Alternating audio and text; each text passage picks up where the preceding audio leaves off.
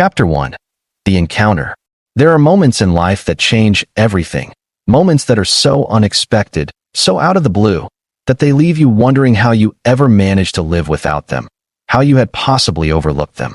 Moments that seem small at first, but grow into something so monumental that they redefine your entire existence.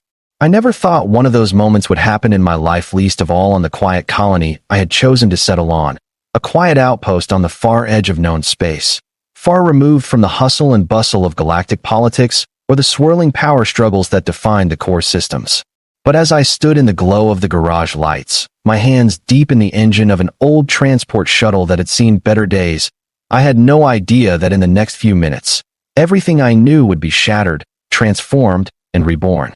It wasn't much of a town, Lark's End, they called it, a barely recognizable settlement that barely even made it on the star charts of most galactic explorers. The people here were rugged, scrappy, the kind of folks who could fix anything but never felt the need to fix what was broken on a larger scale. We kept to ourselves, just like most of the outlying colonies. No one asked questions, and no one cared about answers. The atmosphere here was simple routine, predictable, and quiet. For me, that was enough. I had no ambitions for greatness. I was content with my hands and engines, turning wrenches, bringing things back to life, piece by piece. There was comfort in the smallness of it, in the anonymity of it, in the fact that I never had to face the broader scope of the universe. The galaxy, as far as I was concerned, could spin on without me. But then, one evening, it happened, and nothing would ever be the same again. I remember the night vividly. The air was still, heavy with the warmth of the twin suns having dipped below the horizon, leaving only the soft glow of distant stars to break the otherwise dark expanse of sky above. The cooling night breeze had that same dusty smell it always did, a reminder that this planet was a far cry from the lush worlds that most people imagined when they thought of habitable planets. The colony's dirt roads were mostly empty, save for the occasional straggler making their way through the few buildings that made up our town center. It wasn't glamorous, but it had its charm in a sort of desolate, tranquil way. The quiet hum of the colony's generator and the distant chatter of my neighbors was just the usual soundtrack to my life. It was a far cry from the space stations or the huge, glittering metropolises that others might have dreamed of, but it was my world, and I was happy enough with it. I was in the garage, deep in the middle of repairing the transport shuttle when the lights overhead flickered, a strange and rare event, considering how solid the power grid was here. I hadn't thought much of it at first, assuming it was a surge in the system or a blip in the power lines. But as the garage's lights went dark for a moment, I felt a shift, a weight in the air that I couldn't place, something that sent a subtle chill crawling up the back of my neck. The power flickered back on, but the sensation didn't leave. In fact, it only intensified. My eyes darted toward the door, the entrance to the garage where the rest of the town was nestled in its peaceful slumber. Everything was still, far too still. That was when I heard it, soft, barely perceptible at first, but they're all the same. A low hum, a sound that didn't belong in the silence of Lark's End. It was a vibration that seemed to crawl through the air and settle into my chest. I wiped my hands on my coveralls and stepped outside the garage, the cool night air biting at my face as I squinted toward the source of the noise. The stars overhead twinkled with that familiar glimmer, casting faint shadows across the dusty earth. I took a few steps further into the street, looking around, my eyes darting toward the edge of the colony, trying to locate the source of the sound. Then I saw it.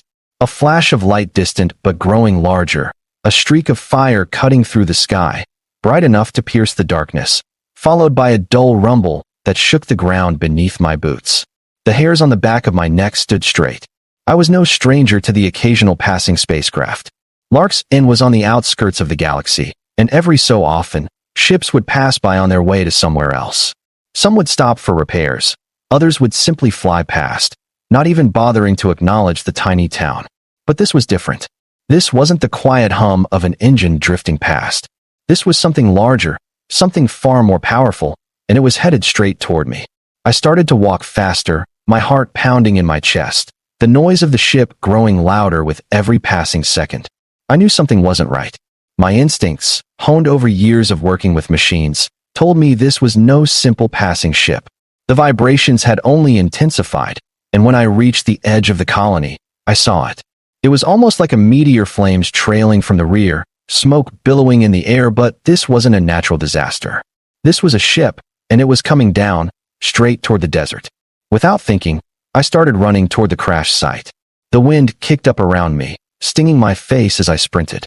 I could see the glow of the ship now, barely visible through the haze of dust. The ground shook again, more violently this time, as the ship's descent slowed, crashing into the earth with a deafening roar that made my ears ring. The dust and debris whipped up into the air, obscuring everything for a few moments. I slowed down, cautiously approaching the wreckage. It wasn't the first time something had crashed out here, but this one felt different. The wreckage was a twisted mass of metal and fire, its glowing hull crackling as it smoldered. I should have been afraid after all. I didn't know if the ship had been carrying hostiles or worse. But something drew me toward it, an instinct I couldn't explain. I felt the need to help, to see if there was anyone inside, to fix what had been broken. Maybe it was foolish. Maybe it was just the engineer in me that couldn't stand to let something go unrepaired. But there was no hesitation as I approached the wreck. The air was thick with smoke, and the smell of burnt metal and ozone filled my nostrils. My eyes watered as I made my way through the wreckage. The ship was larger than any I had seen before, a sleek, almost organic-looking craft, with strange glowing symbols etched along its hull. It was unlike anything I had ever worked on, and as I crouched near the opening of the wrecked ship, I saw it. A figure, bloodied and unconscious, was draped across the floor of the ship. Her violet skin was covered in ash and dirt, her breathing shallow, her body limp. I couldn't tell who or what she was, but I knew she needed help. My mind raced as I checked for signs of life. Her pulse was faint but steady, and I quickly went to work, using what limited tools I had on me to try and stabilize her. The strange markings on the ship and her appearance were enough to tell me she wasn't from around here, but that didn't matter at that moment. What mattered was getting her back to safety. With great care, I managed to lift her, my arms aching from the weight, and I started back toward the colony, the wreckage of the ship still smoking behind us. I had no idea who she was or what she wanted, but I knew one thing. I had to get her to safety. As I reached my garage, I carefully laid her down on one of the workbenches, her body still and unresponsive. She was hurt, but she was alive. The adrenaline began to wear off, and that's when it hit me, the sheer weight of what I had just done. My heart pounded in my chest as I realized that my life, the simple life I had known, was about to change forever. But before I could think further, something extraordinary happened. The woman's eyes fluttered open, and she looked at me, her expression filled with confusion, fear, and something else. A desperation that tore at my soul. Her voice was weak, but unmistakable as she spoke, the words falling from her lips like a plea. "Please, don't leave me." I had no idea what I had just stepped into, but something about her words, the raw emotion in her voice, made me feel as if I had no choice but to stay, to help. And that's when I realized, whatever she was, whatever had brought her to this planet, I was now tied to it, to her. And I had no idea what it would cost me. But as I looked into her golden eyes, I knew I couldn't walk away. Her eyes, large and full of an emotion I couldn't immediately decipher, locked onto mine as she regained consciousness. The deep golden hue of her irises seemed almost unnatural, shimmering faintly as they focused on me with a mixture of fear and bewilderment. The air in the garage felt heavier, charged with an unknown energy that I couldn't shake. I stood frozen for a moment, unsure of what to say, how to react. My hands, still covered in grease and dirt from the shuttle I had been repairing, now trembled as I instinctively reached out. My mind caught between the logical part of me, the part that wanted to remain practical, to keep things under control, and the deeply human part of me that was caught off guard by her vulnerability. "You're safe," I finally said, my voice sounding weak even to my own ears. I had no idea what kind of alien this woman was, where she came from, or how she had ended up in my garage, but I knew one thing for certain. She was in trouble. The words seemed to calm her, even if only slightly. Her breathing, shallow and labored, seemed to slow a little as she took in her surroundings. Her body was still so fragile, and the blood from her wounds had stained her violet skin, but her eyes, those eyes were filled with a quiet intensity. I couldn't tell if she understood me completely, or if it was just a mere recognition of my presence. But I kept my distance, giving her the space she seemed to need. The woman blinked a few times, her gaze flickering from me to the walls of the garage, her eyes scanning everything as if trying to process the situation. Then, in a voice as soft as a whisper, she spoke, her words slow and cautious, as if each one was being carefully placed. Why? Why did you help me? The question caught me off guard. Most people, when they find themselves in situations like this, are simply relieved to be alive, but her question was different. It was layered with something deeper, something that made my chest tighten. Was it guilt? Fear? Regret? I couldn't tell. I didn't know what else to do. I stammered, struggling to keep my calm. You were in trouble. You needed help. She blinked again, her golden eyes seeming to pierce through me as she studied my face. You didn't ask. Her voice was shaky, almost pained. It sounded like she wanted to say more, but the words seemed to get stuck in her throat. She clenched her hands at her sides, drawing in a sharp breath. I could see the exhaustion in her posture, the way she struggled to sit up, her arms trembling with the effort. It made me want to rush to her side, to help her more, but I knew I had to keep my distance, at least until I figured out more about her. I didn't know how to ask, I said, feeling a little foolish. But you're safe now. That's all I can offer. There was a moment of silence, a long, drawn-out pause where the weight of her situation, of what had just happened, settled between us. She was an alien, and yet her words, her emotions felt so human. She wasn't just some strange visitor from another world. She was someone who had been through something harrowing, someone who needed help, someone who was asking no, begging for something more than just survival. Finally, after what felt like an eternity of uncertainty, she spoke again. I didn't know where to go. I thought I was going to die out there. There was no one left. I didn't know if anyone would help me. Her voice cracked as she finished speaking, and for the first time, I saw something that took me by surprise. Tears. They were slow at first, just a shimmer of moisture gathering in the corner of her eyes. But then they fell, soft and almost mournful, as she buried her face in her hands. She was weeping now, her body trembling with sobs, and I realized then how much she had been holding back, how much pain and fear had been bottled up inside of her. The image of her, so strong and mysterious only moments before, now crumpled in such emotional anguish, tore through me in a way that I couldn't explain. My heart ached as I saw her, the alien woman, broken and vulnerable. The creature who had fallen from the stars, now reduced to tears on the cold metal of my garage floor. I couldn't explain it, but seeing her cry, hearing her weep struck a chord deep inside me. It made me forget that she wasn't from my world. It made me forget that she was different in every conceivable way. In that moment, she wasn't an alien. She was just a person, someone who had been through something unimaginable. And somehow, in the simplest, most human way, I knew I had to help her. I stepped forward, cautiously, as if afraid to disrupt the fragile moment. My hand hesitated in the air before I gently placed it on her shoulder. She flinched slightly at the touch, and for a split second, I thought I had overstepped. But then, she seemed to relax, just a little, and I saw her shoulders sag in relief. I couldn't think of the right words to say. I had no idea what was going on in her world, what had happened to her, or how I could possibly help. But I knew one thing for sure: she had no one else. She had no one but me, a mechanic in a small, forgotten town on the edge of the galaxy. Her sobs quieted, and she slowly looked up at me, her eyes red and swollen from crying. "I'm sorry," she whispered, her voice ragged. "I didn't mean to. I didn't know if I could trust you." "Hey," I said gently, kneeling down to her level. "You don't have to apologize. You've been through something. I get it. I'll help you. Whatever you need, I'll help." She nodded slowly, her hands wiping the tears from her cheeks. She took a deep breath, steadying herself. Then, with a soft, almost imperceptible sigh, she spoke again. "I wasn't supposed to be here. I wasn't supposed to survive." Her voice dropped into a near whisper, as though she wasn't sure she was ready to share the burden. "I was on a mission to save my people. But something went wrong. We were attacked. My crew, they're gone. I was the only one left." Her voice faltered, and I could see the weight of those words hanging over her like a heavy cloud. I sat beside her now, a feeling of helplessness creeping in, but I knew I had to hear her out.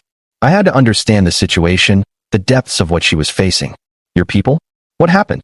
I asked, my voice softer now, as I tried to wrap my head around what she was telling me. This wasn't just about a crash landing. It wasn't just about an alien ship falling from the sky. This was something much bigger, something that went far beyond the limits of my understanding. She closed her eyes for a moment, as though trying to collect her thoughts, trying to find the strength to continue. When she spoke again, her voice was trembling with an emotion I couldn't name. We were fleeing the Ascendants. They're trying to destroy us. My people, my entire civilization, they are hunted, chased, killed. And I was sent to stop them. But I failed. We all failed. The word Ascendants lingered in the air, a heavy, ominous echo that resonated in the pit of my stomach. I had heard whispers of the Ascendants in passing stories from travelers who had encountered them, tales of ruthless conquerors who dominated civilizations and tore through systems, their power so vast that it seemed almost incomprehensible. But hearing it from her, seeing the depth of her pain, the raw sorrow in her eyes, it hit me in a way that no distant rumor ever could. I don't know what to do anymore, she whispered, her voice breaking again as she let out a slow, shaky breath. I don't know where to go. I've lost everything. I didn't know how to respond. Words felt hollow in the face of what she was telling me. But somehow, in that moment, I knew what needed to be done. I didn't have all the answers. I didn't know how to fight the Ascendants or how to heal the wounds she carried. But I could help her. I could help her find a way. And maybe, just maybe, that would be enough to start. We'll figure this out, I said, the words coming out more confident than I felt. You're not alone in this. I'll help you. Together, we'll find a way. She looked at me, her eyes still red from crying. But now there was a flicker of something else, hope. It wasn't much, but it was enough to ignite something in me. We weren't alone in this galaxy. And maybe, just maybe, we could find a way to survive. Chapter 2. Unraveling the Past. The silence that filled the room after her words lingered, hanging in the air like an unspoken truth. The reality of what she had just said was heavy, an unbearable weight pressing down on me. The Ascendants. They weren't just some far-off empire I had heard rumors about in passing. They were real, and they were hunting her people. She wasn't just a survivor of a ship crash, she was a refugee from a war I had no part in, but was suddenly pulled into. Her name was Celera, a member of a race that called themselves the Vtara. They had once been a peaceful civilization, a species that valued harmony and knowledge. But that was before the Ascendants came. Before they tore through her people's homeworlds and scattered them across the galaxy, hunting them down like animals. She had been one of their most skilled diplomats, tasked with rallying allies to stand against the Ascendants' rising power. Her mission was to unite the fractured pockets of resistance, to create a force strong enough to challenge the Ascendants' oppressive reign. But in the end, it had failed. Her people had fallen, and she was the last of her kind, stranded on a backwater planet with nothing but the remnants of a shattered hope. As Celera spoke, her voice was thick with emotion, her breath coming in slow, measured pauses as she recounted her tale. We were too few, she explained, her words carrying the weight of centuries of loss. My people had once been a peaceful race, but the Ascendants, they are ruthless, powerful, and they do not forgive. We were not prepared for their power, not ready for their destruction. They have been systematically erasing us, one world at a time, and now, I am the last. Her face was pale, the bruises from the crash barely visible beneath the tear-streaked skin. She wiped at her eyes with the back of her hand, but the sorrow in her expression didn't fade. I sat there, listening, absorbing the enormity of her loss, of what she had been through. This was more than just a simple accident. She had escaped death only to find herself stranded in a strange galaxy, alone and hunted. Why are they hunting you? I asked, my voice a mix of curiosity and fear, the magnitude of the situation creeping over me like a storm. I had heard of alien empires and warlords before hell. I'd even seen the occasional pirate ship fly through the atmosphere, but this was something else entirely. The Ascendants weren't just some faction trying to control resources. They were a force of annihilation. Celera's eyes, which had been dull with exhaustion, flared with a kind of fire I hadn't expected. The Ascendants are not just conquerors, she said, her voice growing stronger, though the pain was still evident. They are systematic destroyers. They don't just invade and enslave, they eradicate. My people were seen as a threat to their expansion. We stood for everything the Ascendants despise: peace, unity, the belief that all beings can coexist, not through domination, but through cooperation. Her voice broke for a moment, but she quickly steadied herself. We were the last resistance, and now we're gone. I swallowed, my mind racing. There was so much I didn't understand. The Ascendants, a ruthless empire capable of wiping out entire civilizations. It felt like something out of a bad sci-fi novel. And yet, here she was, in my garage, a living testament to their destruction. The weight of what she was asking, what she was offering, settled in my stomach like a stone. She wasn't just asking for help to survive. She was asking for me to help her rebuild, to help her find a way to fight back. I know it's too much to ask, she continued, her voice soft now, almost apologetic. I know you're just a mechanic. I didn't come here to ask for a fight. I had nowhere else to go. My people are gone, and the Ascendants will come for me soon. I just need time. I could see the desperation in her eyes, and it was impossible to ignore. I wasn't a soldier. Hell, I barely knew how to fight. But what was happening to her people, it wasn't right. And suddenly, my life, my quiet, safe life felt too small, too insignificant to ignore. What she was asking wasn't simple. It wasn't a problem I could just fix with a wrench or a screwdriver. This was war. This was the survival of a species, a struggle that stretched across the very fabric of the galaxy. I thought about everything that had happened, the crash, the way she had looked at me when she first regained consciousness, the raw emotion she had shown. And I couldn't just turn away. I couldn't pretend like this wasn't happening. My life was about to change, whether I wanted it to or not. I don't know what I can do to help, I said, my voice steadying with a new resolve. But I won't leave you here. We'll figure something out. Together. A faint smile tugged at the corners of her lips, though it was tinged with sadness. Thank you, she whispered, as if the simple words carried the weight of everything she had lost. I could see her resolve hardening too, the look in her eyes changing, sharpening. I won't ask you to fight, but there are others out there. People who would be willing to stand with us. We have to reach them.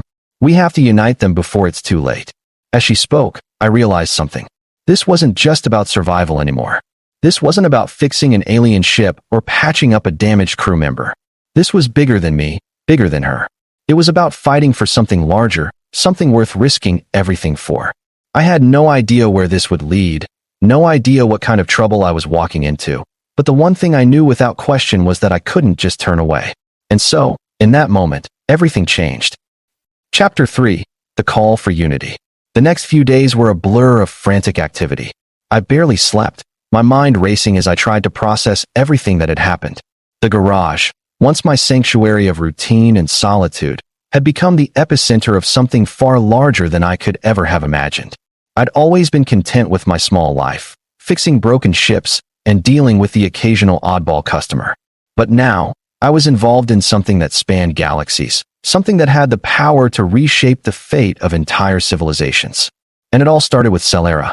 She had explained more about her people, the Vtara, their long history of peaceful coexistence with other species, and how they had become a target for the Ascendants. She had told me of the ancient technologies they had developed, some of which the Ascendants were desperate to destroy. The Vtara had been on the verge of unlocking a way to unite disparate factions across the galaxy, a plan that the Ascendants had deemed a threat to their rule. The more Celera spoke, the more I understood just how deep this went, how dangerous it was. As much as she tried to shield herself from the gravity of the situation, I could see the toll it had taken on her. Her face, though still marked by the bruises from the crash, had softened with a quiet resolve. She was no longer the broken, desperate figure I had found in the wreckage. She had become a leader, determined to rebuild what had been lost, no matter the cost. I'm sorry for involving you in this, she said one evening, as we sat at the table in the garage, her voice almost too quiet to hear. I never meant for you to be caught up in this war. Don't apologize, I replied, leaning back in my chair. I'm not the type to just sit by and do nothing. I don't know what I'm getting into, but you're not alone in this. We'll find a way to help your people. We'll rebuild. She didn't say anything for a long time. Instead, she just stared at me, her golden eyes studying me as though she were searching for something. When she spoke again, it was with a calm determination that I couldn't help but admire. We don't have much time, she said softly. The Ascendants will be coming for me. For us.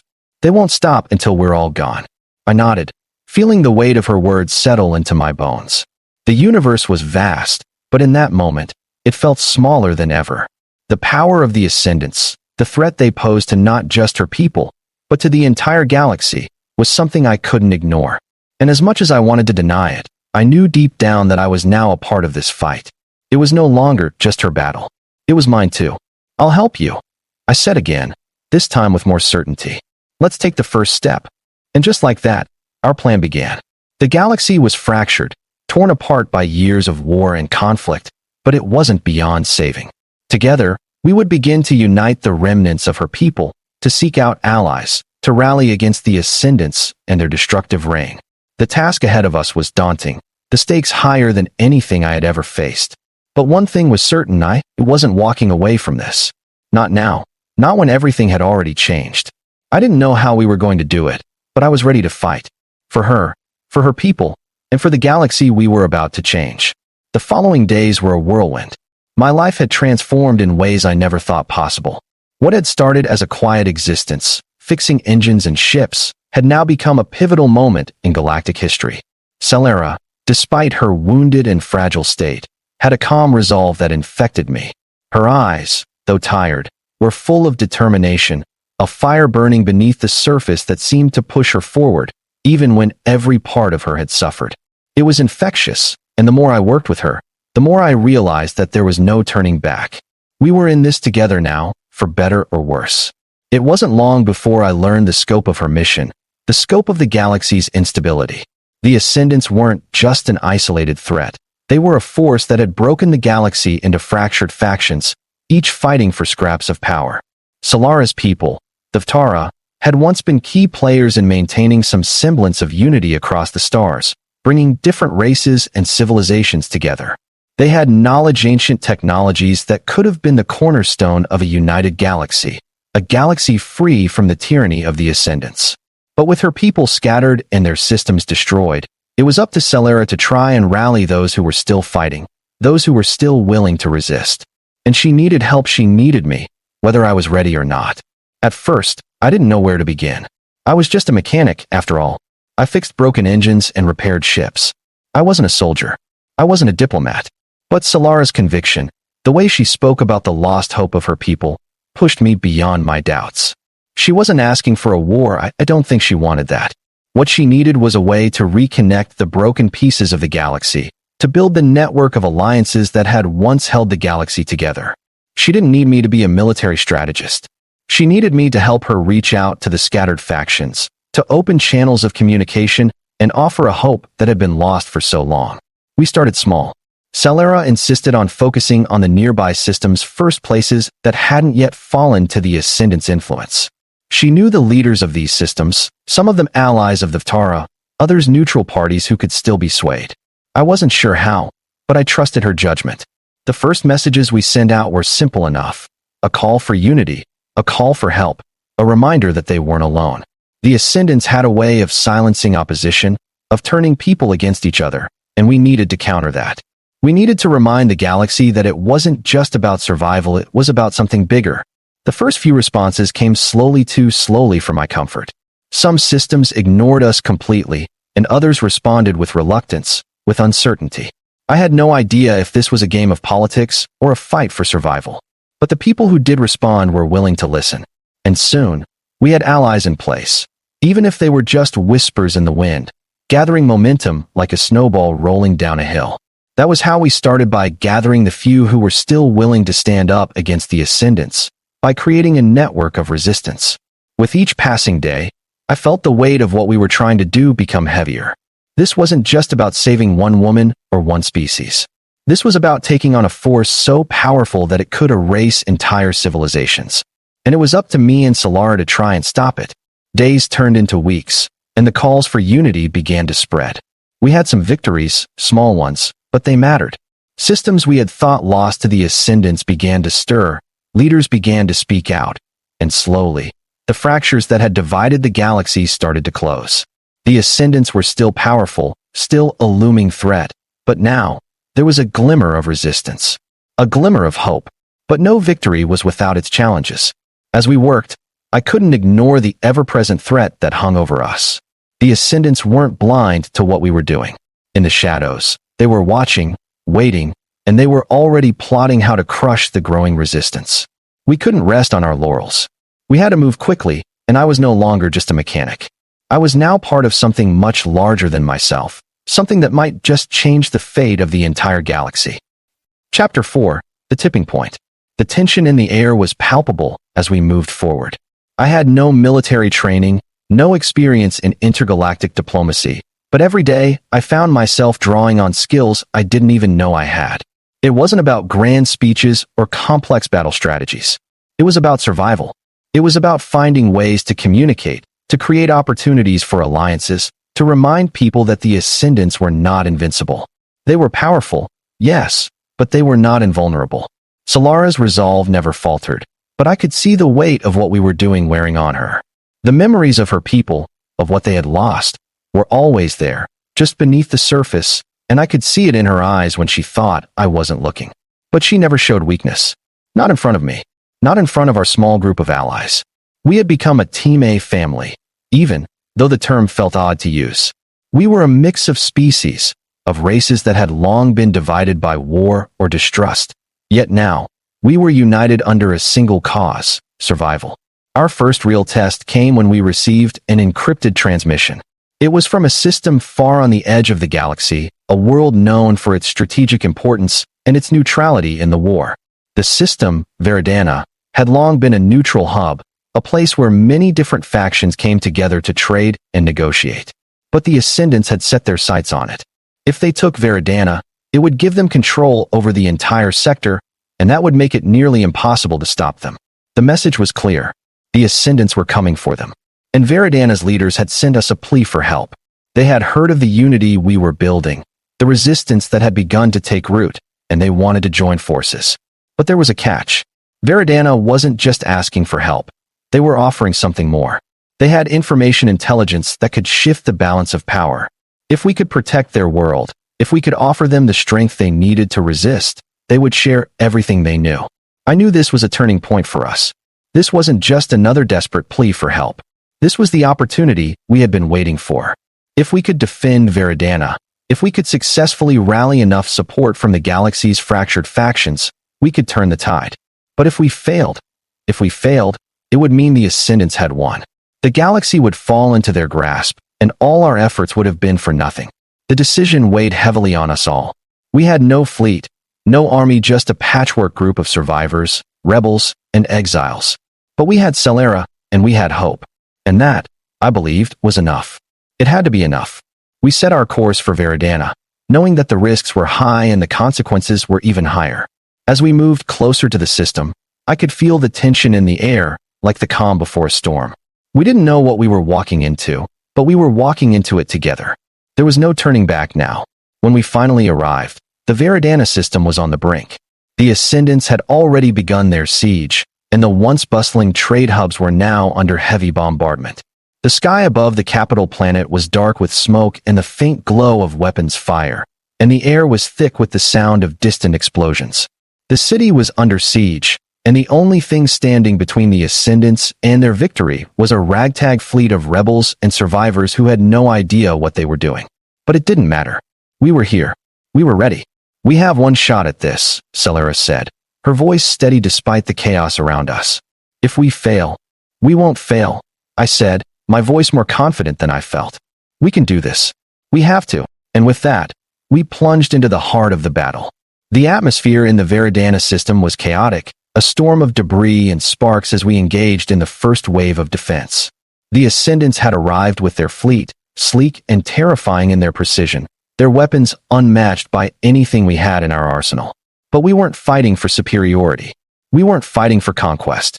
We were fighting for survival, for the unity we had been building over the past few weeks. And for that, we had Solara. Her leadership, despite everything she had endured, had become the glue that held the growing coalition together. In the face of overwhelming odds, her strength wasn't about brute force. It was in her conviction, in the way she inspired others to fight, to believe that the galaxy still had a chance. It was a belief that became contagious, even among the most unlikely of ally species that had never been on the same side, some of them former enemies, now banding together to stop the Ascendants. The battle began in the dark reaches of Veridana's moon orbit, far from the planet's surface, where we could at least avoid unnecessary civilian casualties.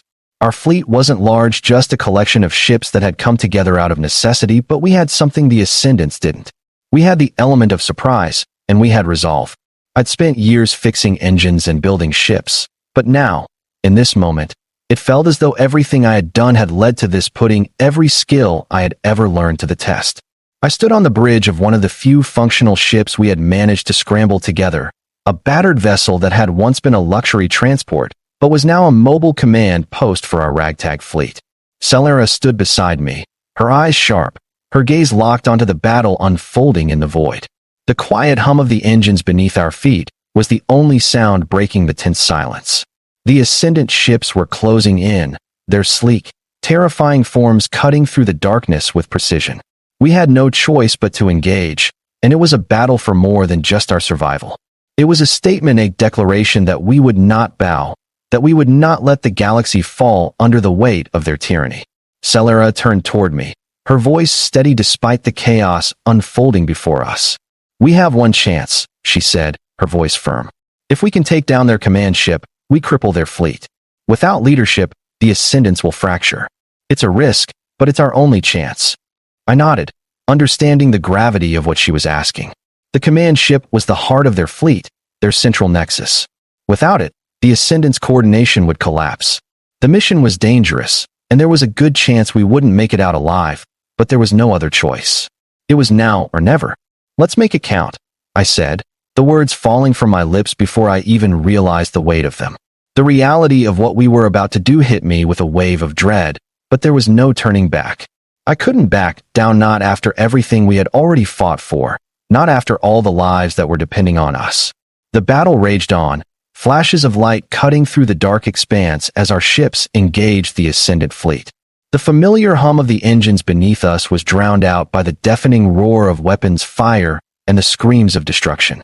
For the first time in my life, I wasn't just an observer of a conflict. I was in the thick of it, my hands on the controls of a ship that was anything but ready for battle. But it didn't matter. We were fighting with everything we had, and that was all that mattered. We had no time to waste. Celera, ever the strategist, coordinated the attack from her position on the bridge, giving orders with a calm authority that could only come from someone who had seen the worst of war. Her voice rang out across the comms as she directed the fleet, each move precise, each maneuver a calculated risk. The command ship was in sight, a massive, imposing structure surrounded by smaller ships that acted as a protective barrier. We needed to breach that perimeter to get inside and disable their command center. "Prepare for a coordinated strike." Celera's voice came through the comms again. "All ships, focus on the shield generators first. We need them down, and we need it now." The fleet responded almost immediately, moving into position, the ships weaving in and out of each other in tight formations, like dancers in an intricate ballet of destruction. The ascendant ships retaliated fiercely, their weapons firing in all directions, lighting up the darkness with violent flashes. It was chaos, pure and simple. But it was also the first time in weeks that I felt truly alive. There was no longer any question of what was right or wrong. It wasn't about picking a side, it was about survival. It was about hope. I glanced over at Celera as we shot forward, maneuvering our ship through the chaos. Her eyes were focused, her jaw set in determination, but there was something else in them too. Something I hadn't seen before, in understanding that this was it. This was the moment that would define everything. This was the fight that could turn the tide for the galaxy. We breached the perimeter of the command ship, our ship's shields sparking under the barrage of fire from the ascendants. The enemy fire tore through our hull in places, but we held on. We were almost there. The bridge of the command ship loomed ahead, and for a brief moment, everything else faded into the background. It was just us now, the resistance, the last hope for the galaxy, fighting against an empire that had destroyed so much. "Get ready." Celera's voice cut through the chaos. "On my mark now." With a single command, we launched ourselves into the heart of the ascendant ship's defenses. The shields were down. The command center was within reach. This was it. We hit the ship's main power core, and with a surge of energy that shook the entire ship, we destroyed their central command. The Ascendant's fleet was crippled, their coordination collapsing as their ships lost their connection to the main hub. We had done it. We had succeeded. But the victory came at a cost. Our ship was severely damaged, and as we limped back to the relative safety of the other fleet members, I could see the damage in the eyes of those around me. We had won, yes, but at what cost? So many ships had been lost. So many lives. And the battle was far from over. The Ascendants weren't going to just let this go. But for the first time, I felt a shift. A glimmer of something more than just survival. A glimpse of what we could build. The rest of the battle was a blur of smoke and destruction, but in the end, we had done the impossible. We had struck a blow that would echo across the stars. The Ascendants were far from defeated, but they had been shaken. And in their wake, the seeds of resistance were planted. Celera stood beside me in the command room, her face battered but proud, her eyes shining with the fire of someone who had not just survived but who had made a difference. She turned to me, her voice soft but filled with gratitude. "We did it," she said, the words simple but powerful. "We've started something. A chance to rebuild. A chance to fight back." I nodded, my exhaustion settling over me like a weight. "We've got a long way to go, but this was just the beginning." The battle was over, but the war had only just begun.